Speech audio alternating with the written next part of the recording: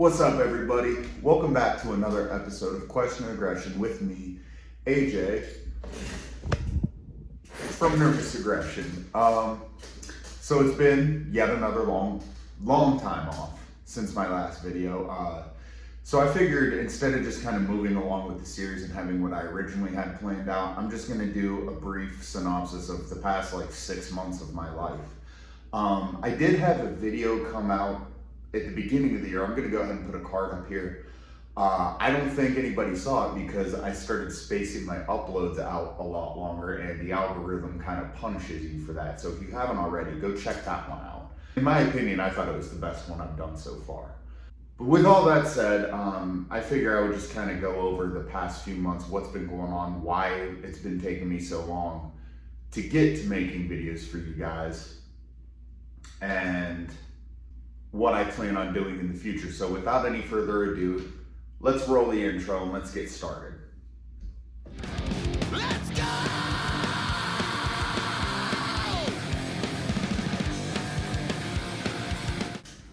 Alright, so if you've been keeping up with our social medias or our community posts on here, you've probably seen some of the bad news, but not quite all of it. So let me go ahead and get the bad stuff out of the way. All this stuff kind of started after my last road gig, which I remember coming off the road being very excited specifically to reshift my focus instead of on touring back on getting this series started and getting it rolling again, because the more consistent I seem to upload, the better the algorithm is for us, the more exposure it is for the band all around, which, there are a few of you who only know about this series and you haven't listened to my band, or maybe you've not heard of my band before. Maybe hopefully you listen to us by now, but obviously my band is the main thing. This is just to help my band. I enjoy doing it, don't get me wrong. I love YouTube videos, so I figured I'd make my own. That's kind of my way, but the ultimate goal is to funnel people into listening to my band. So coming off the road off this last weekender, I came home and found my dog in immense pain, to the point where he wasn't even sleeping. He was just constantly pacing and panting.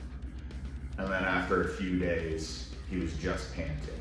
Obviously, the first day I came home, I took him to an emergency bed. A few days later, I took him to a specialist. A few days after that, I took him to another specialist. And it was one of two things, and neither one of them were fixable.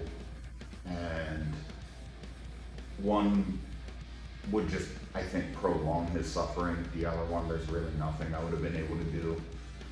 So I had to make the decision. I had to let him get some rest. And that was one of the hardest decisions I've ever made in my life. Maybe the hardest. Me and this dog were very close, as I'm sure you could tell from the videos. I've had him since I was 20. Since I first moved out of home, he was by my side the whole time. So I learned a lot of really good things about responsibility from this dog. I just can't say enough good things about him. I'm gonna miss him. But a few days before I had to put him down, I got awful news that a good friend of mine from Akron named Kohler, he was in a band called Inhaler when I was starting out, and he was one of the only older, cooler guys to be cool to us. Nowadays it seems like everybody's cool with each other, but when I was coming up, most of the better bands were not, and weren't dicks to us really. Some of them were, a lot of them were. But none of them were nice to us. None of them wanted to talk to us. Kohler was one of the few exceptions to that rule. There was a handful of guys that were cool to us, and he was one of them. I'll never forget that. And I heard that he had passed away. And then exactly 1 week after I put my dog down, I got called to come to East Liverpool, my hometown, and I had seen my grandma off out of this world. And, I'm not going to get into my family history, but she took me and my brothers and my sister in when we needed her the most, when we were kids. And we lived with her for a few years. And I learned so many wonderful things about life and how to treat people and how to carry yourself from this woman, that the only thing I can do is to honor her by continuing to live with as much integrity and respect as I can as a man. I still make mistakes, but I'm gonna try to be a better person for her every single day. So between that and having a broken camera on my phone, I don't know why I didn't think to just use the front-facing camera. That's what I'm doing now, and it seems to be working fine. It just took me a long time to mentally get back on the horse. So with that out of the way, let's get on to some more happier topics. I'm just gonna go over each run individually, because honestly, I think this was one of the best years for my band so far that we've done yet. I mean, we covered a lot of ground. It was a lot of hard work, but I learned so much about myself and about my guys through this experience, and I wanted to share it all with you. So we'll go ahead and start. This was weekend one. So the first run went really well. We started off in Buffalo at a place called Timeless Babes. Unfortunately, they're not allowed to have bands anymore, but it's still a cool shop. If you're ever in Buffalo, you should go check it out. They're right around the downtown area. There was a kid there, I can't think of his YouTube channel's name right off the top of my head, but I'm gonna put a card up here to the video. He recorded our whole set and put it on YouTube. And maybe go ahead and subscribe to that kid's channel, because he's trying to film DIY bands and put them up and really help the scene, so go support that. The next night we played in York, Pennsylvania, Skid Row Garage. It was great, can't say enough good things about it. Nothing particularly amazing about that show, but it was a good show, and we were taken care of really well by the owner, so. Love Skid Row Garage, thank you for having us through. Now the really cool day, the highlight of that whole run was the last day of that run, and that was when we played Philly. So mind you, this was my first time in a while kind of getting on the road and doing like vocals multiple days in a row. And up until this weekender, I never really took vocal exercises seriously. I never took warming up before a set seriously. I never took letting my voice rest after a set seriously, and this was the weekender that did it. So my voice was I already woke up that day with half a voice, and I had 2 sets that day. The first set, we went to Locked in the Basement tapes over in, I'm just gonna say Eastern PA. The guy I think likes to stay a little private, so I'm not gonna even say the town. But in Eastern PA, we go over to this guy's house, and he told us that he always wanted to do house shows, but he doesn't really have the space for that. So his next best thing is live recording bands, getting 2 of them, putting them together on a tape, giving them to the bands to go out and sell. And I think it's a really cool idea. We got our tapes back. Shout out to Locked in the Basement tapes. I know I just said that I hate live recordings of myself and everything, but honestly, I just listened to this one went on YouTube. I'll put a card for that here. And I honestly thought it turned out okay for what it was. Like, I thought it sounded pretty goddamn good. Just cool, raw, live run-throughs. It was a lot of fun to do. So thank you, Locked in the Basement tapes, for having us out. We had a blast doing it. So now my voice is officially cooked after that. We get to Philly, we load in, whole bunch of drama with the owner at the fire. I mean, she was cool to us, but the people we played with apparently were really turned off with that whole experience. So I can't really say much about the venue. I had a good time, but the coolest part about that night was I feel like that set that night, even though I feel like I heard my voice tear in the very beginning of the set, to where like I was doing my normal scream, just using the same muscles and effort I normally do, and then I felt like, I don't know if I just am imagining things, but I could have sworn I felt kind of like a tear, and then like a little girl scream came out of my voice, like high pitched, like, and I can't do one of those, so that was weird. And then came back and had a weird rough voice, but it sounded fine. But I bring that up for a reason. Put a pin in that idea. I'm pretty sure I literally tore my voice on stage. But the really cool thing about that night was there's this guy at the club. I don't know, maybe it's because of my age, my generation, but if you guys are familiar with the show Jackass, Viva La Bam, all that stuff, when I was like, you know, ages 10 to 13, that was Viva La Bam was the hottest shit on TV. I always loved the Jackass movies, everything, and fucking Joe Frantz, the original videographer, was at our show. He told me how much he loved our set. He let me ask a bunch of nerdy fangirly questions to him. He was more than willing to answer me, but it looked like he was there with a friend, and I didn't want to take up too much of his time, but he was so nice to me. He was so cool. Answered all my dumb little questions, and shit, I wish I would have like taken up more of his time, but I didn't want to, you know, I didn't want to intrude on his night and everything like that. But he was so cool. He looked more than willing to entertain my nerdy ass. So shout out to Joe Frantz, man. You're a real motherfucker for that. That was really, really cool for me. So Needless to say, that first run was a total success. The next time we went out on the road was, I don't want to say a failure at all, because the show was actually incredible. We played Parkersburg, West Virginia.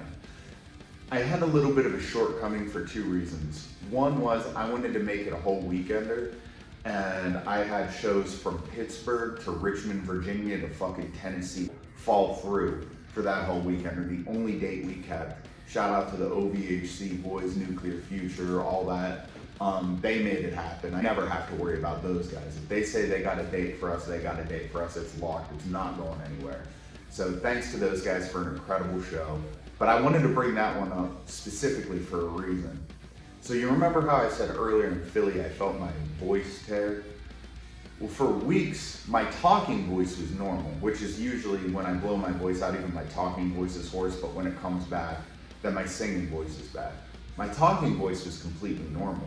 But every time we practiced, I would, again, use the same muscles and projection that I've been using for 15 years, 16 years now.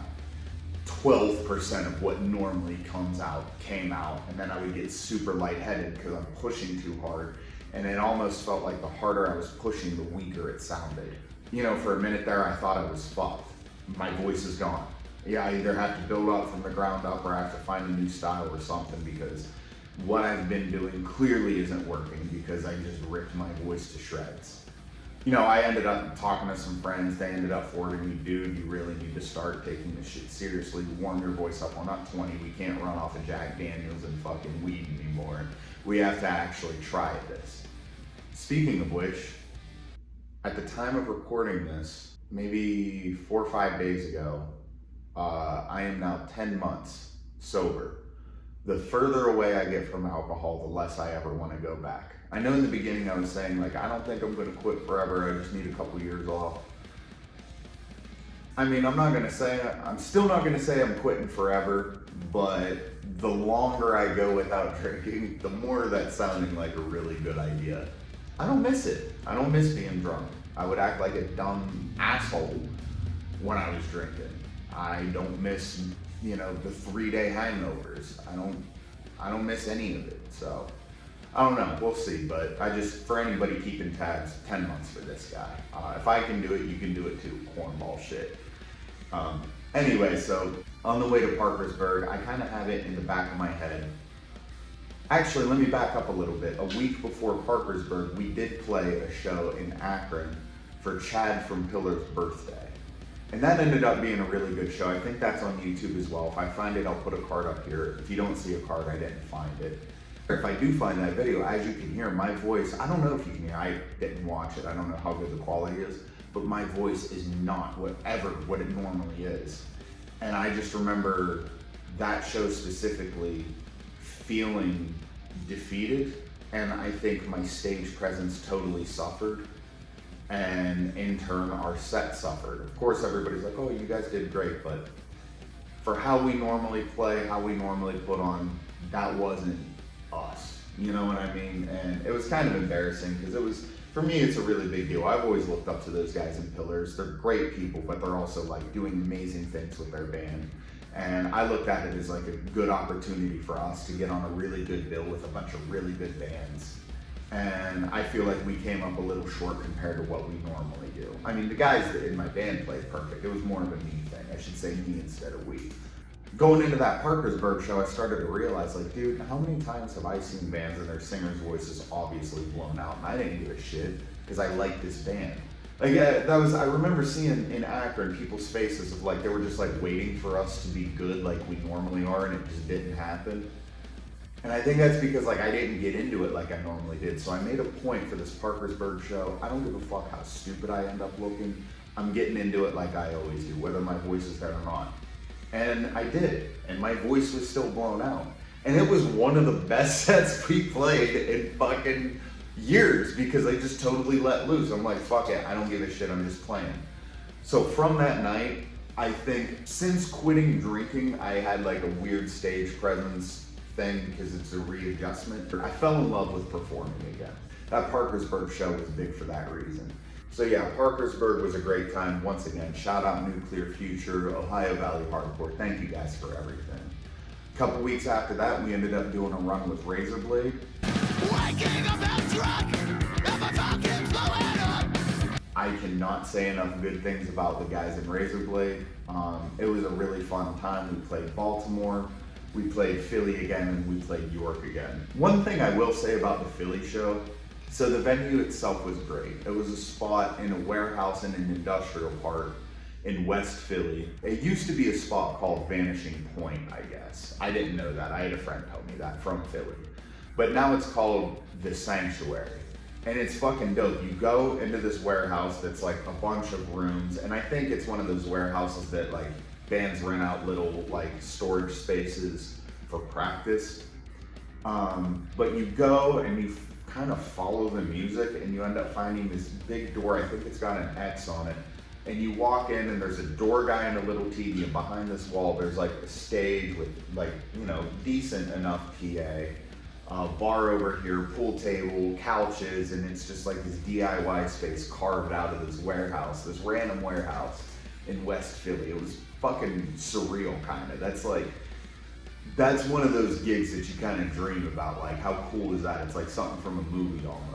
But one thing that upset me about that is it ran on punk rock time, which is to be expected. You know, it's like show starts at 8 and it's like 10:30 before the first band goes on. But they had both the locals open. So band 1 and 2 were locals, and then 80% of the crowd left because they just saw their friends play, so they're gone. And then Razorblade went on after that, which, by the way, was really cool. I guess the night before in the hotel room, I was in a different room. Alex learned one of Razorblade's songs. They didn't say anything about it. Sammy had Alex come up on stage. And of course, Alex being the fucking guitar wizard he is, nails their song, fucking like Guardian of Realm. It was amazing. I was doubled over laughing because of how cool it was to be. Like, it was incredible that they did that. But what really pissed me off is like the people who put on that show basically pretended we, Nervous Aggression, didn't even fucking exist. As soon as Razorblade was done, they were shutting shit down and packing stuff up. I'm like, yo, what about us? Oh yeah, I forgot you. I'm sorry, I forgot about you guys. So like he turns the PA on, but like there's mics are still put away. So I gotta go up and I'm like, hey man, like can we get the mics? And he's like, oh yeah, I'm sorry man. He goes up. And then like we're waiting and I'm like, hey, do you want to turn the music off or ready to start? And he's like, oh shit, yeah, I'm sorry. It's like, dude, you keep forgetting we even fucking exist. That kind of pissed me off. Like, first you put the locals on in the beginning, so that way, like I said, everybody saw their friend's band, now they're gone. So like we lost most of the crowd, and not only that, you're putting us on it after like 1 a.m. and you're pretending we don't even exist. It made me not even want to fucking play. But I will say they did, financially they took care of us, which, you know, that was if you do one thing right, make sure it's that, because we're all the way in Philly. We're kind of going out on a limb to be here. They did take care of us, but I don't know. Overall, it's kind of a not great experience. Maybe next time if we get to play there again, I'll make sure to introduce myself and make it known who I am, who we are, that we're playing that night. Maybe it'll go a little better for us. But to be honest, I'm not breaking my neck to get back into a place that books the locals first and then the fucking touring bands last. I don't know. I'm not trying to throw shade. I'm just trying to tell you the truth of my experience, and that's what happened. However, outside of all that, our boys in Razorblade are amazing. We played Skid Row again the next day. That was probably the best Sunday show I've ever played in my life. Obviously, the Razorblade guys killed it. Good friends of ours. First of many runs for sure. That brings us into March, month number 2 of these runs. You say stuff like fourth busing, stage lights, you get so abstract now. So our first show in March was Toledo. What was it called? It was a place called The Switchboard. This band, No Place, who has members of, I think they're called Trash Cat, at least a chick from Trash Cat, is in No Place. And they were fucking rippers, man. I would love to come through Toledo again. That was like it was like a tiny little bar with like a side room with like a shitty little PA. But like a good fucking number of people came out, like a good 30 heads came out to this Thursday show for us who like, we've never played Toledo anymore. And they showed the fuck out, they loved us. Got some amazing pictures from this chick. She was at our Toledo show and our Detroit show. Go follow her on Instagram. Your Mama Likes Street Photography. She does amazing shots. I fucking love her work. Hopefully anytime we play up that way, she's at our show. I'll fucking pay her to come out next time. I don't give a shit. She's awesome. But we had a good time that night. So yeah, Toledo was cool. Then we get our way up to Grand Rapids. And I want to talk about this show specifically because the owner of this club is a shining example of a good club owner who just, I feel the guy might not get the credit he deserves. So it's a Friday night, we're coming all the way out from Ohio, and he's aware of that.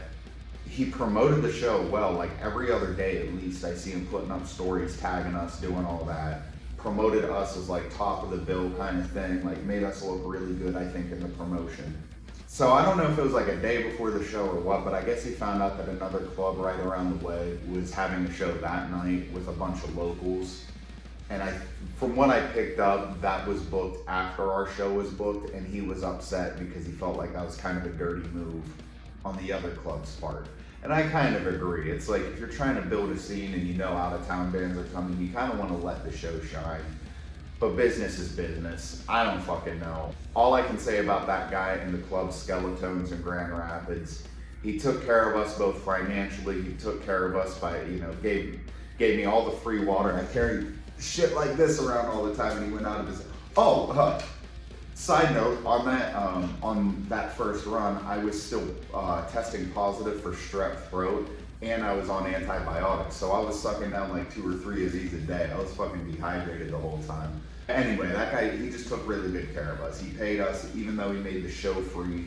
That was another thing. He made the show free, so that way at least some people would pour in, hopefully, between that other show's sets and stuff, and it worked. We ended up getting some people in the room, and he still fucking paid us, even though it was a free show. So, shout out to Skeletons. I forget your name, brother, but you went above and beyond for us, and that was our first time ever playing there. And above all that, like, he seemed really impressed with our set and wants us back. So, shit, 100%. If we're coming to Grand Rapids, I'm hitting you up, brother. Thank you for everything. And then after that was our first ever show in Detroit. Wow. I've been wanting to play Detroit for years, and that show, I guess it wasn't Detroit, I can't remember exactly. It was Detroit, but outside of Detroit, greater Detroit area. I can't remember exactly what like the borough or whatever was called, but to me it was Detroit, and holy fuck, man. That shit was packed out. Like, I can't remember, there was a lot of people there. Especially for a show being billed as, hey, it's nervous aggression coming through. Like, the fact that you got a bunch of local motherfuckers coming out and showing out. I mean, I'm sure a lot of people were there for the local bands, obviously. But it seemed like there was a lot of people there just to check out this touring band, which is like, says a lot about your scene, man. That's a strong scene. Shout out to Chris from Unabomb. First of all, Unabomb's fucking sick. Second of all, Chris is an amazing kid. He put that on for us. I just can't say enough good things about it. Your Mama Likes Street Photography was there taking pictures of us. She did a great job yet again. Fuckload of people there. We had a good set. I just can't say enough good things about the city of Detroit. We'll be going back up there soon. It's not announced yet, but we got something in the works for Detroit. It's actually a big one. I'm really excited about it. So that was March. We had a very successful March. I had a great time, and then throughout this time, even going on the road, like I mentioned earlier, I had strep throat. That made me really double down on daily vocal exercises, made me be really careful about warming up before every set, and made me be real careful about taking care of my voice, which means just not talking after our sets as much as possible. I'm yappy. Everyone wants to talk to the singer. If I ever come off as short after one of our sets, I do apologize, but I have to do as minimal talking as possible after we play because that's how your voice heals. So that brings us into April. As if I didn't think any of this shit could get any better, the first run in April happens. So we start out in April. This one was a lot of fun because we ended up bringing our friend Scotty with us, who when we first ever started playing Youngstown, when we started playing Boardman, if you know, you know, backyards and billiards days is when we met old Scotty. And this dude, he's been hopping around the country, involved in like every punk scene everywhere. He's a fucking pure nomad. We love him to death, and we were happy to have him come along with us. He helped run merch, and just overall was a good time to hang out with. So our first show, we got Scotty, like I said, got Scotty with us on this one. Our first show we play in Chicago. What the fuck's up, Chicago? Shout out to Coronary. I love you guys. They booked the show for us with this guy. I can't remember his name, but Punk Rock Tacos. Go give that a follow. He's trying to do some pretty big shit in Chicago. We played Livewire Lounge. Great turnout yet again for a Thursday. Chicago never disappoints. Also, I'm convinced there are 0 bad bands in Chicago. Every time I've played there, every fucking band rips. It's kind of I don't like playing too big of cities, but I make the exception for Chicago because their fucking bands there are just like, every band was amazing, but extra special shout out to our boys in Coronary. Now, what makes the Chicago show stand out for me the most? Let me take you guys back to the year 1908. No, I'm just kidding. Like, I think like maybe 2007, 2008. Yeah, something around there. I'm like a 14, 15-year-old kid with hair in my face, and I listen to nothing but Cannibal Corpse and like Deicide and shit like that. Not that there's anything, I still listen to that shit, but that's all I would listen to back then. And my older brother Blake tells me that he's been getting into punk music. And at that time, I thought punk music was like Sum 41 and Blink-182 and stuff. And Blake liked some of that stuff, Green Day, whatever. And I thought that's what punk was. And I was like, I fucking hate punk. And he's like, no, this is real punk. And he hits play on MySpace. And it's a song by a band called SSD Control called Boiling Point. And it was 50-something seconds of pure rage. I was looking at the lyrics and it said everything I was feeling at that time. And from that day on, I was completely hooked on this thing we call hardcore. I bring all that up to say, fucking Springer of SSD Control was at the show, stood up by the stage for our entire set, watched our entire set, went up to Mike after and told him how good we thought we are and gave Mike his fucking number. Now, is he going to be able to like pull strings for us and get it? No. Like I'm pretty sure he's like out of the scene. He's obviously he still goes to the shows, but I don't think he's like booking anybody anymore. But it was like a full circle moment, you know. A wise man once said to me that getting into punk and hardcore, you don't get paid financially, but you get paid in moments like that. And that's one of those moments that makes all this shit worth it. So shout out to Springer for checking us out. It's a highlight of my music career, let alone these weekenders. So then a bit of a downturn, but no story is complete without like yet another bit of a nosedive. I don't like throwing bands under the bus, as you guys know. And I'm gonna give the world's biggest benefit of the doubt that there was gigantic miscommunication happening here. If I was a betting man, I would say we got done pretty fucking dirty in Milwaukee. Now the show itself was great. We opened, but it was like we kind of hopped on an already existing bill and it was more like ska kind of stuff, you know. So we weren't exactly fitting the bill. And hey, I'd rather, especially if we're on the road or anywhere, I'd rather open than close. Unless if we're closer to home, I'd rather close. But if we're out on the road, I have no problem opening. Especially for a bill that's like, you know, 2 ska bands, a lighter kind of rocky city rock band is the best way I can describe them. And then us jumping around and screaming and shit. So you want to keep it separate, whatever. That's not my issue with it. My issue with it was, you know, I'm gonna go ahead and just say the venue was called Last Rites. I have no problem with the owner, I don't think. I went up and talked to her when the show was over asking about pay.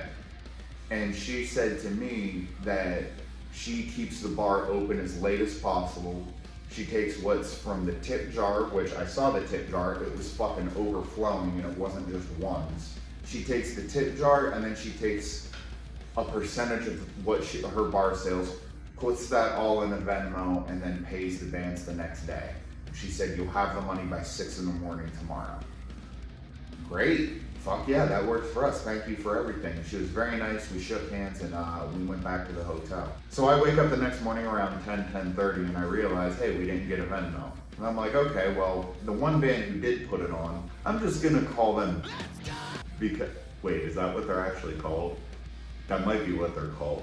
I'm not gonna even use a name because I think I just had to cut myself out. I think I actually used their actual name. Some ska band from out west. The guy was way too nice. He just kept using big industry terms the whole time I talked to him, which just really rubs me the wrong way. Like, he made a point to use words like tour manager and label and shit like that. Every other fucking word the entire time I'm talking to him. I get a hold of Mr. Big Industry Guy. He gave me his number the last night, and I shoot him a text, hey man, did you guys get paid yet? We didn't get paid yet, and we're really running low on cash. Like, let me know what's up. And I figure, they had a really good night. They were probably having fun drinking because they just flew in from out west to start their tour that night. So I'm kind of giving them the benefit of the doubt. Maybe he went home with some friends and they stayed up all night partying, whatever, tour kickoff shit, And then so I get a hold of both of the other bands that we played with that night. One was from Chicago, one was from Milwaukee, and they both pretty promptly got back to me and said, yeah, we play there all the time, like we just wanted all the money to go to the touring bands. But this other band from out west is where I'm kind of having the issue from, because I'm hearing back from them. I don't have a direct line to the club. So I try calling this guy, and he doesn't answer. But as soon as it stops ringing, they're texting me right after saying like, hey man, tour manager, blah, blah, blah, we'll get the money to you tonight. Short story long, we didn't get the money until like 2 weeks later, and it was only $60, and that was only because he was playing Akron that night. And I think that was more of a get off my back thing than it was the actual split. So somewhere along the way, we got fucked over in Milwaukee. And I have a pretty strong feeling that the club Venmo'd the entirety of the payout to this band or their tour manager, and they gave us some shut up and don't jump us while we're in Akron money. That's my opinion. Fuck those guys, honestly. However, it was all made up. The next night, we drove all the way to Minneapolis. Shout out Trisha, shout out Unrest Promotions, shout out Infuriate.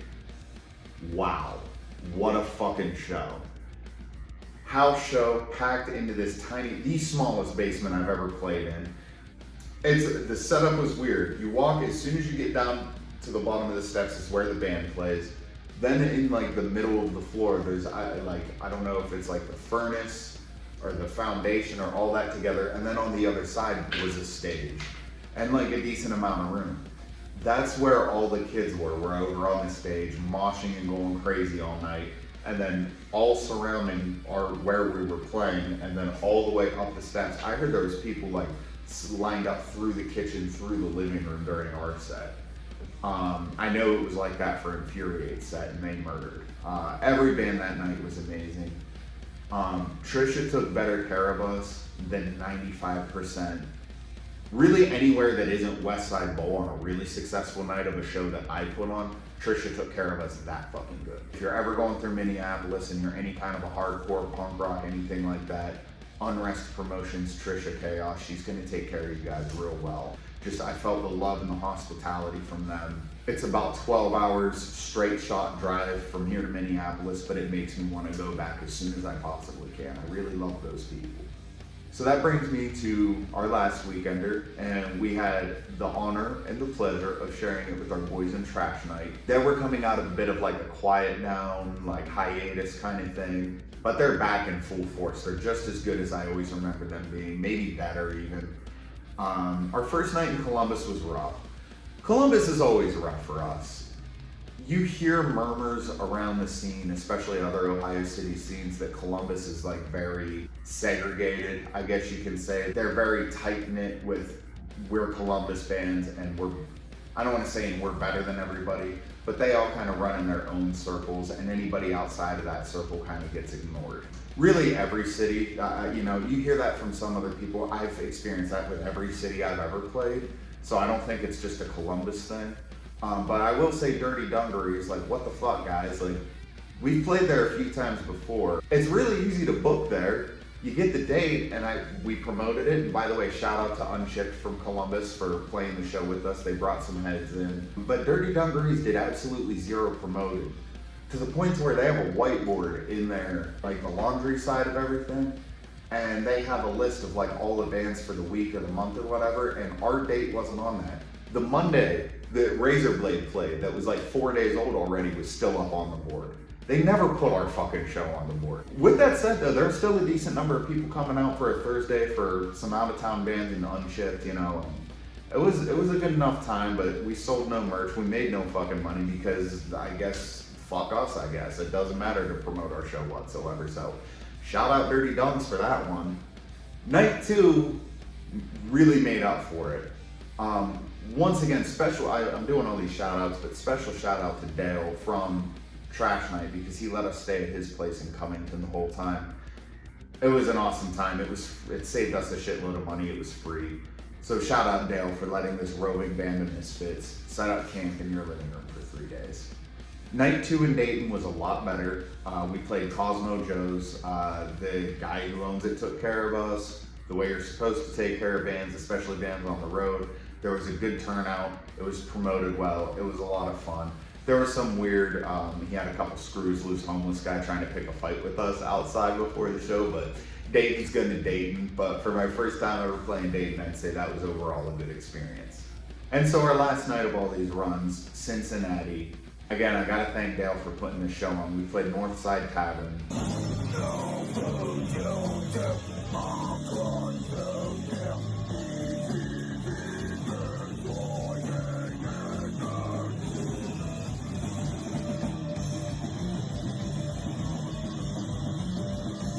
It's one of those moments where I kind of had this kind of surreal moment. I got a little emotional because my band's starting to get to a point to where we don't play like real clubs too often, but it's starting to happen more often. And I just kind of remember having this moment of, the front of it is like this nice kind of like yuppie bar, and it's got like a nice patio with a fire pit out back and stuff, and then totally separated is like an actual music club. And I remember walking in, loading in our equipment early, and then the guy who was running the show giving me the wristbands and giving me a rundown while they have like an actual like professional bartender, not just some punk chick who doesn't want a real job, but like a real deal bartender back there getting everything ready for the night. And then there's a gate separating the club from the bar, and there's already people waiting at the gate. And I just had this moment where, considering how tough my upbringing was and how bad I've wanted this for how long, I really wanted to take like this mental screen record snapshot and just send it back to like 12-year-old AJ and just say, dude, keep hanging in there, man, because it all gets a lot better. Just keep hanging in there. And then we played, and there was a shitload of people there, and we had a great set. And I don't know, man, nights like that are kind of why I do this. Once again, we got taken care of, sold some merch, talked to some people. That last run, other than Columbus, went beautifully, and I gotta give all the credit to the Trash Night guys. So yeah, wrapping it all up, these runs were amazing. There were a couple low points, but you're never gonna hit the road and not have some low points. Way more high points than low points. I think that really leveled our band up in a lot of ways, between experience, between getting our name out there and everything. So, all those months ago, I suggested, oh yeah, just do weekenders every other weekend, blah, blah, blah. And I gotta tell you, there's pros and cons to that versus doing like a 2-week tour. At the end of the day though, I think you can cover a lot more ground a lot more sensibly, especially if you have a job that your work schedule allows for that sort of thing. Yeah, I would say overall though, it was a success. So little experiment in my idea that was originally advice before I even did it. I finally did it, and probably not gonna be the last time we do something like that. It is very mentally taxing to keep shipping out of town, and the post-tour depression hits every single time when you get back. But after the first couple, you adjust to it. It is a bit of a grind, but you get used to it. It's never gonna be easy. Like I said before, nothing in life worth doing is gonna be easy. But yeah, I suggest taking that route if you're curious about it. All right, so once again, thank you all for watching us. Real quick, I just wanted to touch on a couple things. First of all, if you haven't already, Enemies EP has been out since December. So if you haven't checked it out, go check it out. It's our best work by far. I'm really proud of that. Second point that I wanted to go over real quick. I can say it now, it's gonna be getting, at the time of filming, it's getting announced today. By the time you're seeing this, it's already all over our social media. But I can't believe I'm fucking saying this. We're playing a show in East Liverpool, Ohio, my hometown, where I'm from, with our boys in Slumber. I can't fucking begin to explain how much this show means to me. Shout out to Logan for putting it together. July 13th, East Liverpool, Ohio, Nervous Aggression for Real comes home. I know we're a Youngstown band now, that's where we have to exist to make everything work, but never forget that's where I came from, that's where Alex is from, that's where this band was formed, that's where this band was based out of for years and years. It's just, I can't tell you how much it means to me to finally play a show in my hometown, East Liverpool. I can't wait to do it. And with all that said, I just want to reiterate that I fully intend on making this a weekly thing again. Now with my new work schedule, I'm at a different spot. Basically, my last job made me choose, okay, it's either us or the band, and band wins every time. This new place, I'm making a lot less money, but I have so much more freedom to do what I want outside of work, so that gives me plenty more time to live human hours, experience life, and make these videos. So I fully intend on being more responsible as a content creator to you all as an audience and make this a weekly thing again. So thank you guys for hanging through. This video alone was a bit of an emotional roller coaster, so you can only imagine how the past 6 months of my life has felt in real time. But once again, thank you all for sticking by my side. Check out Enemies EP. We got some really cool shit in store for the future. I can't wait to slowly announce it all over time. Thank you all for everything. Peace, love y'all, be good, bye.